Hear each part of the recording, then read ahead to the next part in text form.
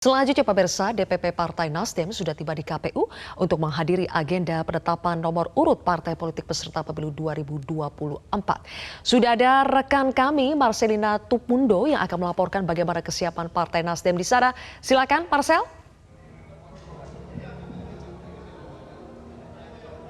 Ya, Zilvia dan juga pemirsa, saat ini terlihat di ruang transit atau ruang tunggu KPU RI sudah hadir sejumlah pengurus dan petinggi dari partai-partai politik, termasuk dari DPP Partai Nasdem ini juga sudah tiba di KPU RI kurang lebih dari 15 menit yang lalu, di mana kalau mengacu pada undangan KPU, setiap partai politik hari ini diundang dapat mengirim perwakilannya sebanyak 10 orang, dan untuk Partai Nasdem ini dipimpin langsung oleh Sekjen Partai Nasdem Joni G. Plate dan juga Wakil Ketua Umum Partai Nasdem Ahmad Ali.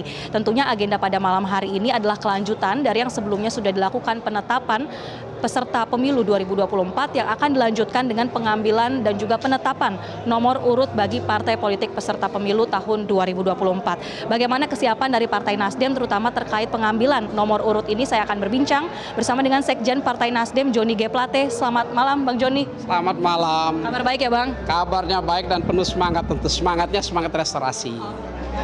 Bang Joni, ini untuk Partai Nasdem sebagai salah satu parlemen yang bisa memilih melanjutkan atau mengambil nomor urut, akan seperti apa nanti Bang? Yang pertama tentunya Partai Nasdem yang memberikan apresiasi kepada Bapak Presiden yang menerbitkan Perpu nomor 1 tahun 2022 yang memungkinkan penyelenggaraan pemilu menjadi lebih rapi dan teratur, ya.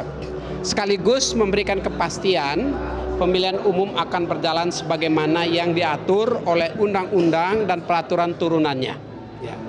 Nasdem sendiri pada pemilihan umum tahun 2019 itu nomor urutnya 5. Dan pada kesempatan ini kami setelah berkonsultasi dengan Ketua Umum ya memutuskan untuk tetap menggunakan nomor 5 sebagai nomor urut pemilihan umum Nasdem di pemilihan umum tahun 2024 yang akan datang. Nah, ini tentu ada alasannya. Yang pertama alasannya pasti untuk memudahkan identifikasi dan asosiasi oleh masyarakat pemilih, oleh konstituen di daerah-daerah pemilihan yang dulu sudah mengenal Nasdem dengan nomor urut 5 ya, saat ini tentu lebih mudah ya untuk mengingatnya kembali. Nah, demikian pula nanti bagi pemilih-pemilih pemula yang jumlahnya juga besar ya, tentu lebih mudah di dalam sosialisasinya karena itu berada di dalam lingkungan komunitas atau masyarakat yang sama gitu ya. Yang kedua barangkali yang penting dari Perpu ini adalah memungkinkan pemilihan umum yang lebih efisien ya.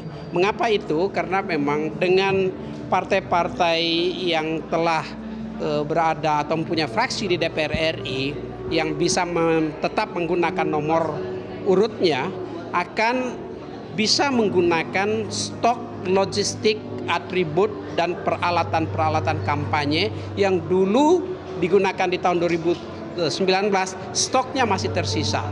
Dan itu banyak, apakah bentuk atribut-atribut atau kaos-kaos dan lain sebagainya ya, yang bisa digunakan kembali di tahun 2024 ini untuk pemilu 2024. Saya kira itu hal-hal yang positif. Nah, tapi di atas itu semua sekali lagi ya, dengan keluarnya Perpres dan hari ini dilakukannya penetapan peserta pemilu dan nanti sebentar lagi akan diambil atau ditetapkan nomor urut dan pengambilan nomor urut bagi yang ingin untuk diundi, memberikan satu kepastian yang legitimate ya, bahwa pemilihan umum akan dilaksanakan sesuai pentahapan pemilihan umum yang sudah ditetapkan oleh undang-undang dan peraturan, dan hari H-nya akan dilaksanakan pada 14 Februari tahun 2024. Bang Joni, tadi kita juga lihat sudah ada penetapan dari peserta pemilu ya. Nasdem menjadi salah satu yang juga lolos, bahkan juga tidak wajib mengikuti verifikasi faktual. Nah, kalau kita mereview lagi tahapan-tahapan pemilu sampai dengan saat ini, di tengah mungkin adanya juga dugaan pengawasan atau kecurangan-kecurangan yang ada, bagaimana Nasdem kemudian menanggapinya, Bang? Ya, yang pertama pasti sesuai hasil pengumuman penetapan peserta pemilihan umum tadi sore ya, maka pesertanya menjadi lebih banyak. Ya, saat ini peserta pemilu nasional ada 17 partai politik dan pemilu lokal Aceh ada 6 ya. Lebih banyak dari pemilihan umum tahun 2019.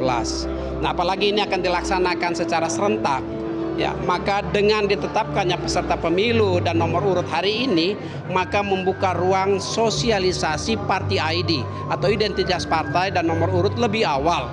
Nah, ini penting, kami juga menghimbau pada seluruh kader-kader Nasdem, ya, kepada para politisi Nasdem dan calon-calon anggota legislatif Nasdem untuk mulai melakukan proses sosialisasi di daerah pemilihan masing-masing. Ya. Terkait dengan pengawasan, nah di dalam mekanisme yang diatur oleh undang-undang, mekanisme pengawasan itu sudah diatur berlapis-lapis. Ya. Dari sisi partai politik sendiri pasti kita saling memperhatikan, ya, saling memperhatikan dan mengingatkan kepada penyelenggara pemilu agar pemilihan umum ini dilaksanakan sesuai ketentuan perundang-undangan yang berlaku dengan etika politik yang betul-betul tinggi. Kita bangsa yang sangat berbudaya, termasuk mempunyai budaya politik yang tinggi, ya. Tetapi kontestasinya harus bisa berjalan dengan suatu kemeriahan. Nah, check and balance, saling mengawasi ini perlu. Nasdem tentu selalu mengambil peran, ya, berkontribusi dalam rangka partisipasi politik oleh masyarakat yang semakin lebih besar dan lebih luas, di saat yang bersamaan, ya, dalam satu proses edukasi politik untuk meningkatkan kualitas politik.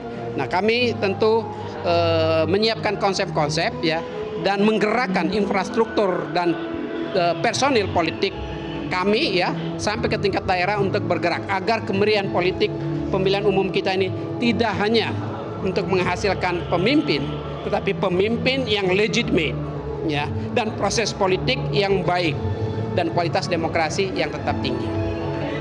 Jadi dengan sudah adanya nomor urut, artinya ini sudah lebih sah, partai ID sudah bisa lebih diperkenalkan kepada publik. Nah, pertanyaan saya, Bang, selanjutnya, kalau begitu untuk partai-partai lain yang sudah lolos, termasuk partai parlemen atau non-parlemen, bagaimana langkah dari Nasdem memandang ini juga lebih sah untuk memulai koalisi mungkin, Bang? Ini yang menjadi pertanyaan publik, bagaimana dari partai Nasdem? Tentu ada dua tahap di situ, ya. Yang pertama tahap adalah rekrutmen calon anggota legislatif, ya, di semua tingkatan, mulai dari kabupaten, kota, provinsi, yaitu calon anggota DPRD dan calon anggota DPR RI, ya, caleg DPR RI.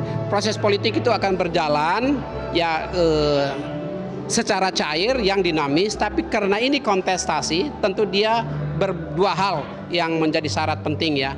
Yang pertama tentu kualitas figur, ya, termasuk kualitas di situ terkait dengan ideologi dan komitmen bernegara, ya.